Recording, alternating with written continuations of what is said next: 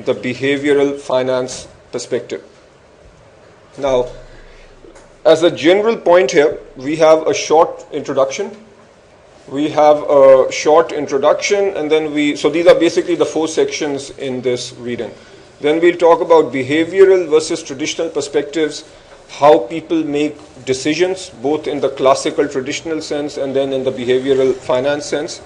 And then we'll talk about perspectives on market behavior and portfolio construction, both from a traditional sense and a behavioral sense.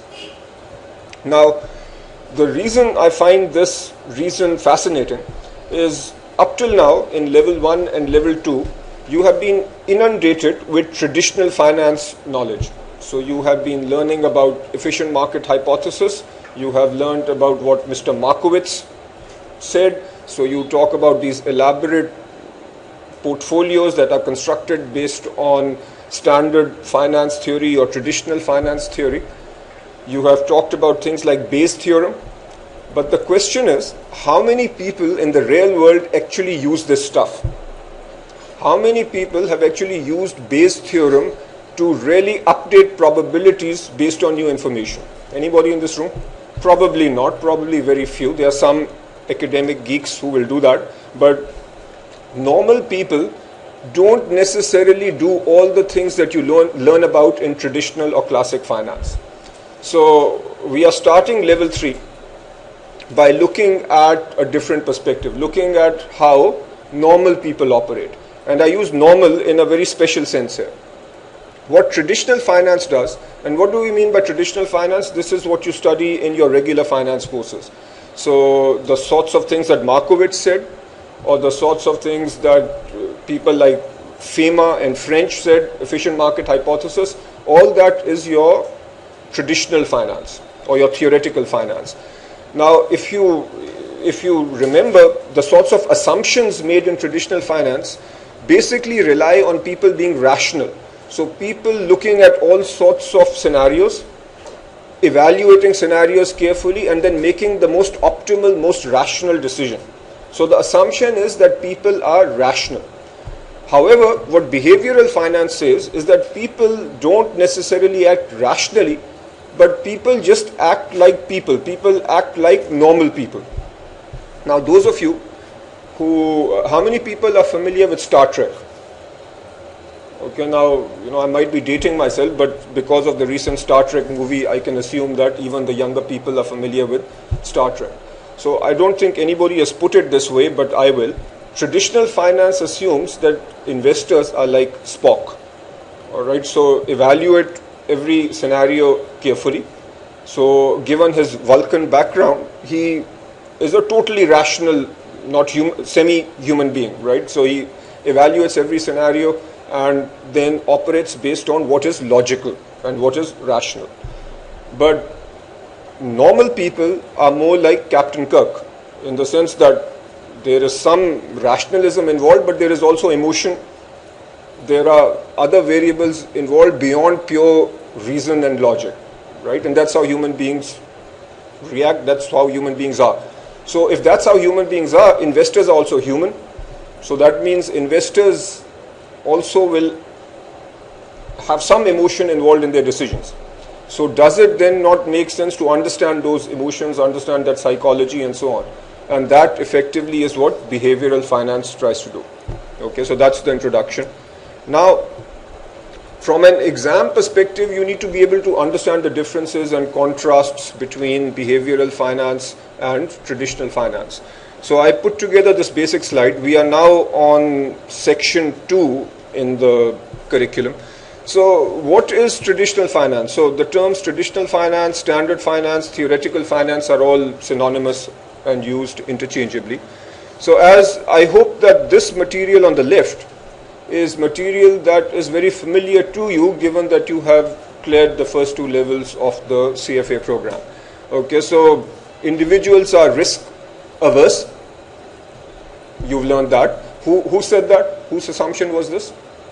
So this was Markowitz's assumption. Individuals are utility maximizing. Okay, so people try to maximize their wealth. Modigliani and Miller came up with arbitrage principles, which implied that if an arbitrage opportunity is there, people will take advantage, and because of the arbitrage principle, you will avoid mispricing issues. You studied Markowitz's portfolio principles. This is where you studied the efficient frontier and the capital market line and the optimal portfolio and so on. Okay, but then how many of you construct the efficient frontier when you are deciding what to buy? Okay, if you do, let me know. You studied CAPM, all right, and then you studied as an option pricing theory to some extent at level 2. But anyway, these are the pillars of traditional finance. And actually, any finance program in the world will cover these items. Behavioral finance is a little bit different. So rather than take these theoretical constructs, what behavioral finance tries to do is come up with theories based on what people actually do. So they look at actual investor behavior, actual market behavior, and try to understand and try to explain that. All right. So behavioral finance challenges the rational investor assumption. So behavioral finance basically says that investors are not like Mr. Spock. They are normal, but not necessarily rational. Okay, and then we'll get into more detail. So make a note of this. This is important. So one core tenet here is that people are not necessarily rational. People are just acting like people. So acting normal. Behavioral finance also challenges the efficient market hypothesis. And the final 2 points on this are actually items that are covered in subsequent reading, but within behavioral finance, we have the concept of behavioral finance micro, which deals with these psychological and behavioral issues at a micro level. So when we talk about something like loss aversion, so as human beings, we don't like risk, but what we really don't like is the risk of loss.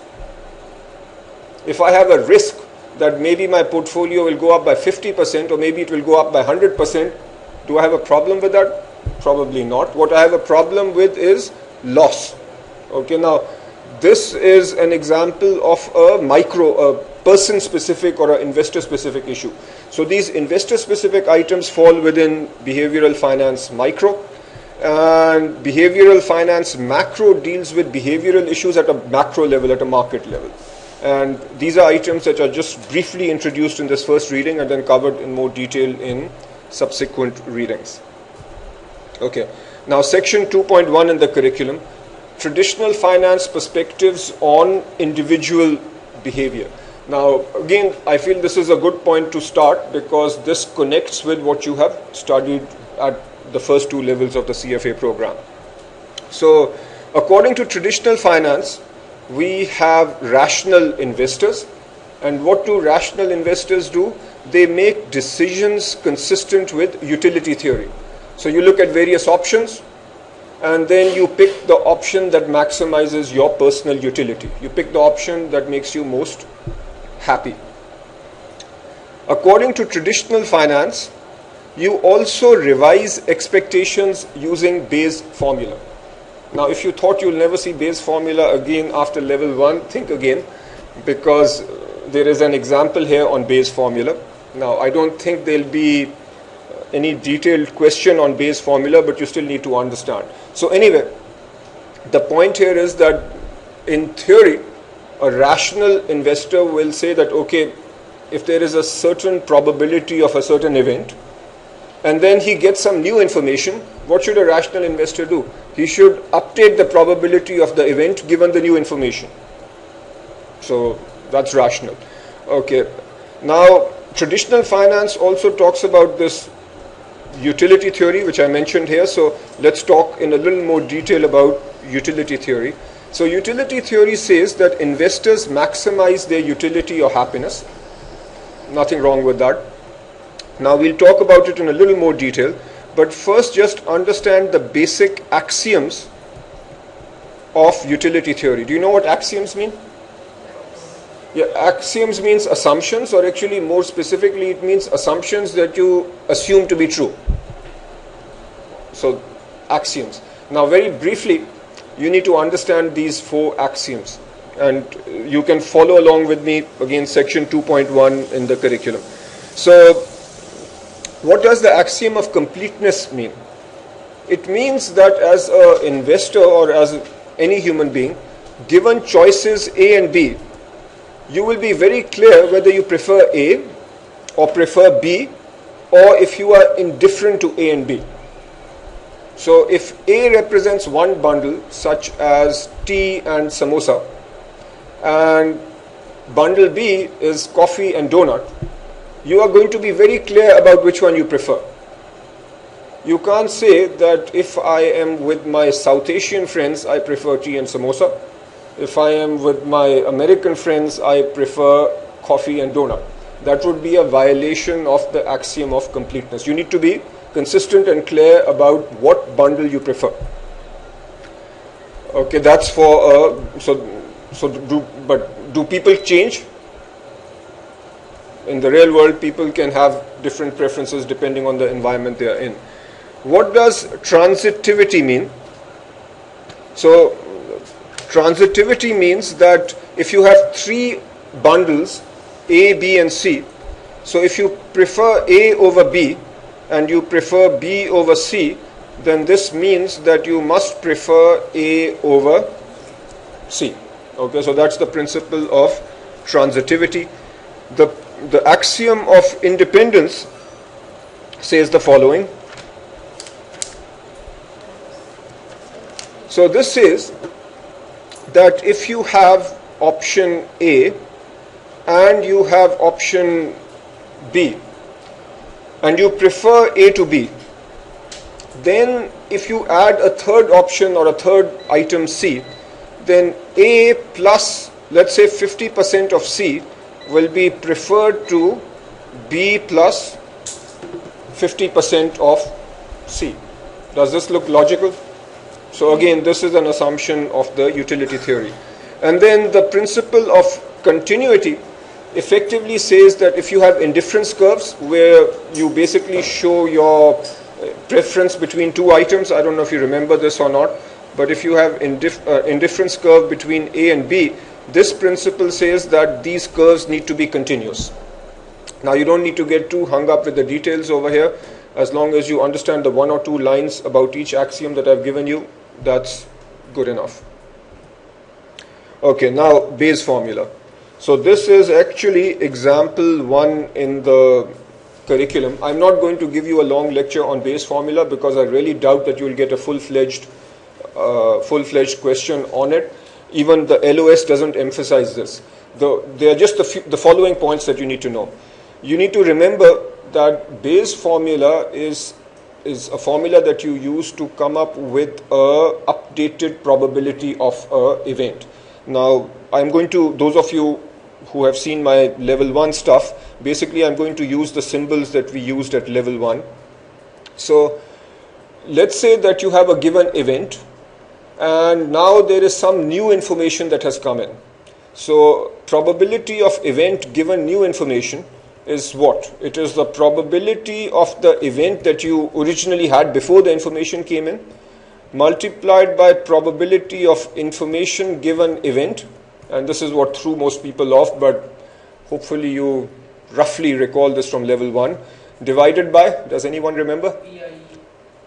It's actually probability of information. Okay, so again, as I said, I don't think there'll be a full-fledged question on this, but what you need to recognize is that this is the formula that's used to update your probabilities given new information. And if you are feeling really brave, you go back and work through example 1, which essentially uses this formula. The symbols are slightly different, but the format and the mechanism and the thought process is the same. All right.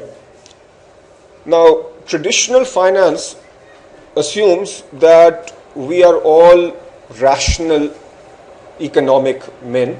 Now, at the time this was put forward, everyone was a man, so that's why it's called rational economic man. So, what will a rational economic man try to do?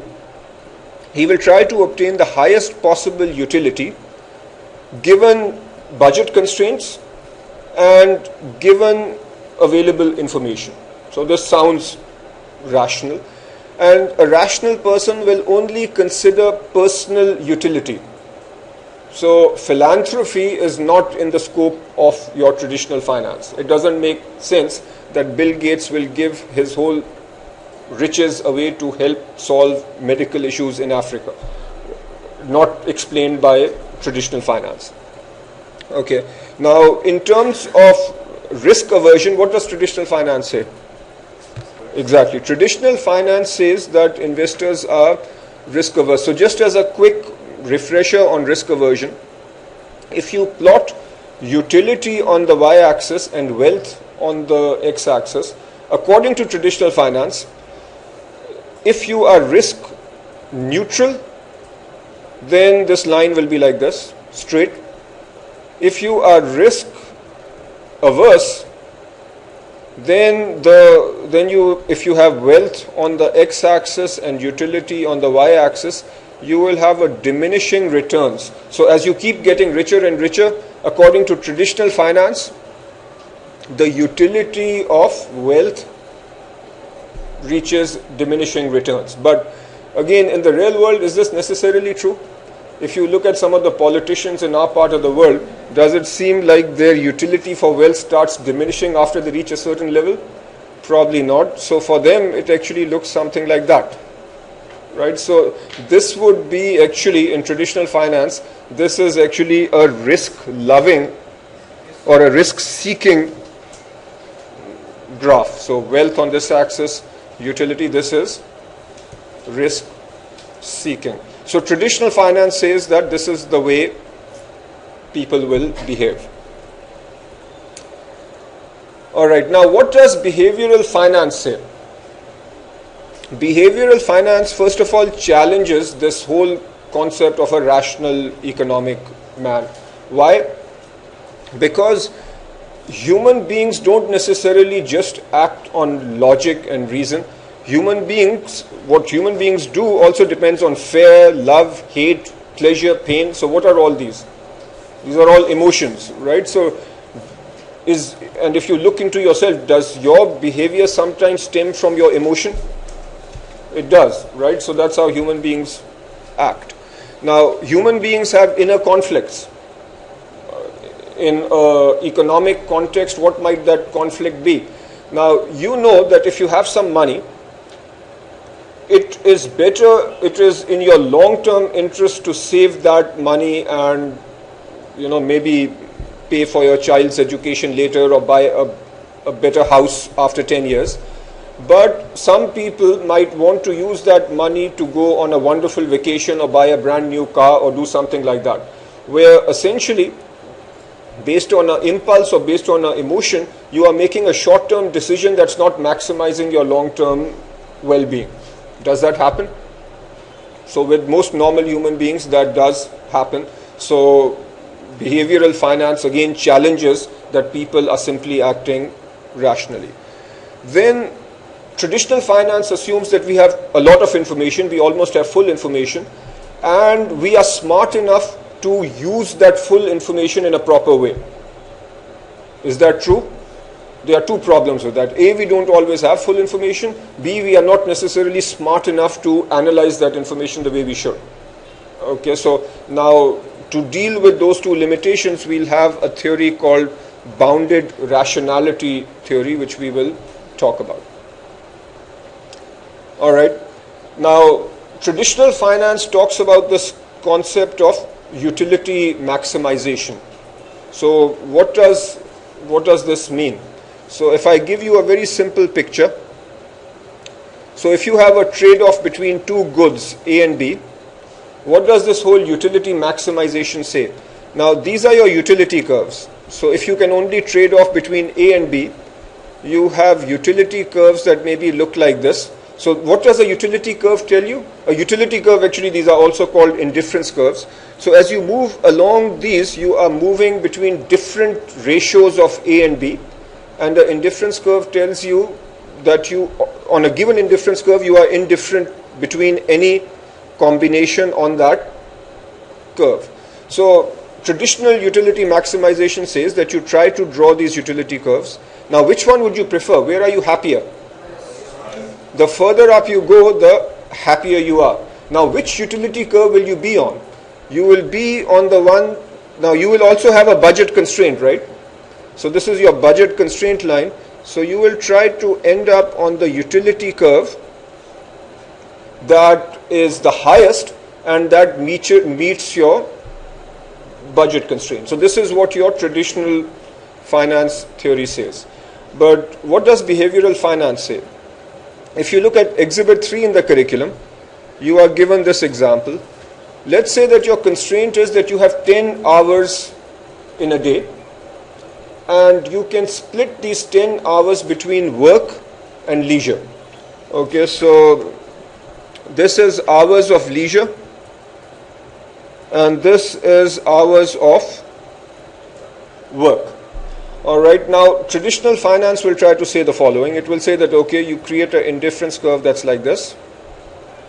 And it will say that, okay, if you have 10 hours, then the following two scenarios will make you equally happy. So 4 hours at work and 6 hours of leisure time will make you as happy as, say, 3 hours of leisure and 7 hours of work. So that's what traditional finance will say. But what's the counterpoint? And this is articulated well towards the end of this segment in the curriculum.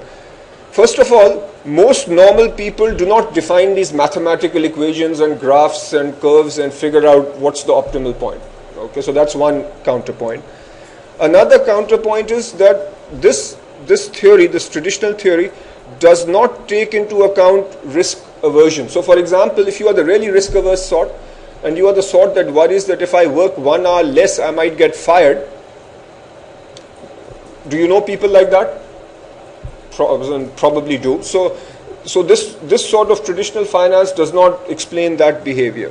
What about exogenous factors? So for example, if you are in a state of the economy where unemployment is high, do you prize or value your job or value your work more? You do. So how does this model incorporate those exogenous factors? So the traditional model does not. Now fortunately for us, the curriculum doesn't go into too much detail about these behavioral finance elements. You just need to know that people don't necessarily act in the rational way that traditional finance tells you. And as a side remark, even at level 3, in study session 3, you are given this other perspective, but then the rest of the curriculum is back to traditional finance. So you are just they essentially put something in your brain that you need to think about normal people, and once you have it in your brain, then you go back to traditional finance. All right, what about attitude towards risk? What's our traditional view of attitude towards risk? Now, as we said, the traditional view is that investors are risk averse. So now when you draw utility curves, you need to be very careful about what's the x-axis and what's the y-axis. And just as a side remark, sometimes you see utility curves between two goods A and B which look like this. But if we are drawing utility curves where you have, say, income on the x-axis, so let's say income in the curriculum is denoted by a Z, and utility is denoted by how happy you are.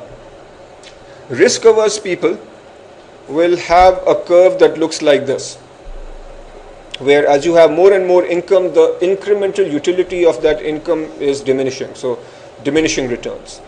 This is the traditional view. What is the behavioral view? The behavioral view says that our attitude to risk is reference dependent. It's not just one attitude to risk. The attitude to risk depends on our level of wealth, and maybe, so essentially it depends to some extent on wealth. So for example, we might be risk seekers for some level of wealth, and we might be risk averse for other levels of wealth. A classic example of this is lottery tickets. Are they popular? They are. Can they be explained through rational behavior? If you do an expected value on a lottery ticket, it will invariably be negative. But yet, millions of people buy lottery tickets. Why? Because maybe if you are told that you are going to there's a low probability, but there's a low probability that you can make a ton of money. That tends to make people risk-loving or risk-seeking. Okay, but there might be other levels of wealth at which people are risk-averse. So whether you are risk-averse or risk-loving depends on the level of wealth at stake or the returns that are at stake.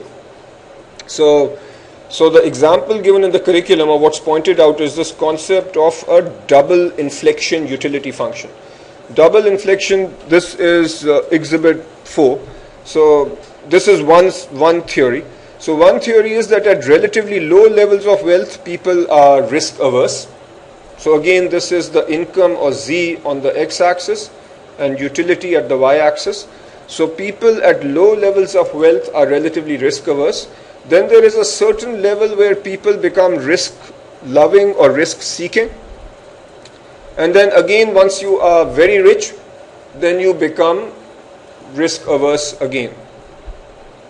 Now, is this necessarily true? I don't know. It's just a theory. And if you hear this concept of double inflection utility function, this is it. Why is this double inflection? Because there's one inflection happening over here where you are moving from risk averse to risk seeking.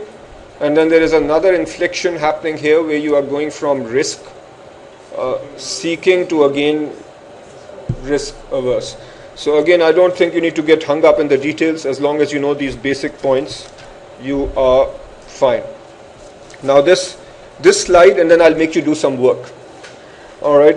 Now behavioral finance also uses this concept of neuro-economics, and this is not explicitly a learning objective, and there are no examples here, so I think as long as you just know the very fundamental points, you are fine. So neuro-economics tries to explain how normal human beings make economic decisions, and it relies on multiple disciplines.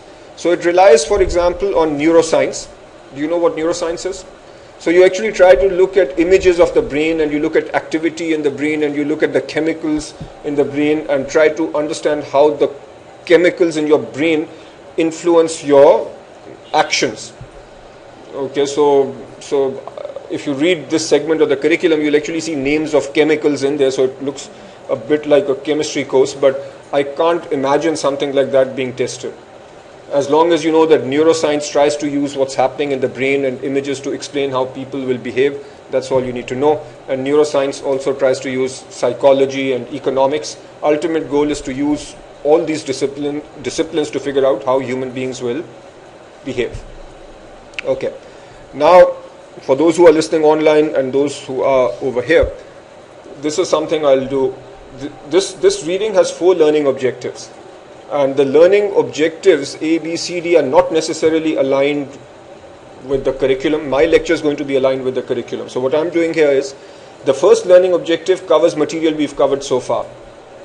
So I want you to pause this video now and actually try to jot down what you have learnt. So contrast traditional and behavioral finance perspectives on investor decision making. Actually, here's what I want you to do. I want you to make 2 columns. And this is actually, I'm preparing you for the sorts of things you'll see on the exam. So on the left, do the traditional view. And on the right, do the behavioral finance view. And just try to put down all the things that you recall from traditional finance and then the things that you remember in terms of behavioral finance. Okay, so now we move on to section 3 in the curriculum, which talks about decision making. And this section 3 has 3 subparts. The first is generally going to talk about decision theory, how are decisions made. Then we talk about this concept of bounded rationality, which we've touched briefly before, but we'll talk about in a little more detail. And then the third part is a theory called prospect theory. And these are pretty important. So first, decision theory, and this is traditional. This is what you are somewhat familiar with. So in basic decision theory, if I were to just summarize it in a few words, what is it? So how do you make decisions between, say, A, B, and C? So if you are to, for example, tie back to corporate finance, and you have 3 projects where you need to pick one, what are you going to do? So for each project, you will try to come up with expected values of cash flows, for example. You will try to evaluate probabilities. You will try to evaluate other uncertainties and so on. And then you will combine these to come up with some sort of expected value. And then you will make an optimal decision. What was the optimal decision? To pick the project with the highest expected value. Okay, so this is what a rational person will do, and this is a quick summary of very basic decision theory, and I think that's the main point that you need to know here. But what are some issues with the basic theory? One basic issue is that the theory, basic decision theory, sort of assumes that we have a lot of information. So simplistically, it assumes that we have perfect information. But in the real world, we do not have perfect information. Another assumption is that we have the brains, the cognitive skills to be able to appropriately process all that information and come up with the best decisions. Again, that's probably not true. So this theory of bounded rationality relaxes those two assumptions. So it recognizes the fact that we don't have perfect information. It recognizes the fact that we don't have the cognitive skills, the intellectual skills to properly process all information. So by relaxing these two constraints, we come up with a theory called bounded rationality. And this is how many normal people operate. So I'll give you my real life example. So some time ago, I decided to buy some stocks in Pakistan. Now, what would be the rational thing to do? The rational thing would be to evaluate a whole long list of stocks, look at cash flows, look at PE ratios, look at all the things that I teach at level 1 and level 2, and then figure out which is the most appropriate stock to buy given my risk-return profile. Okay, do you think I did that? I did not do that. Here is what I did. What I did was I said, okay, right now the stock market doesn't seem overly priced or underpriced. So in general, the PE ratio is appropriate given historical levels. Now that I'm a little older, I want to buy stocks that are relatively safe. So I spoke to some friends who I trust in the market. And then I decided to buy Hapco and Fauji Fertilizer because they are two well-known stocks, give good dividends. My friends who work at advisory firms suggested that I go for them. So I bought them.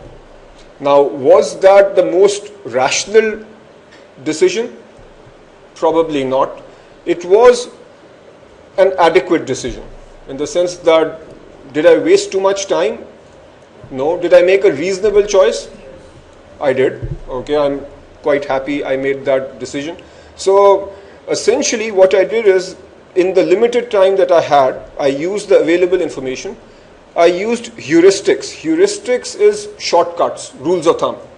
Okay, so for example, my rule of thumb was that my safe stock is a stock that has a decent market capitalization and pays a decent dividend. Okay, that's a heuristic.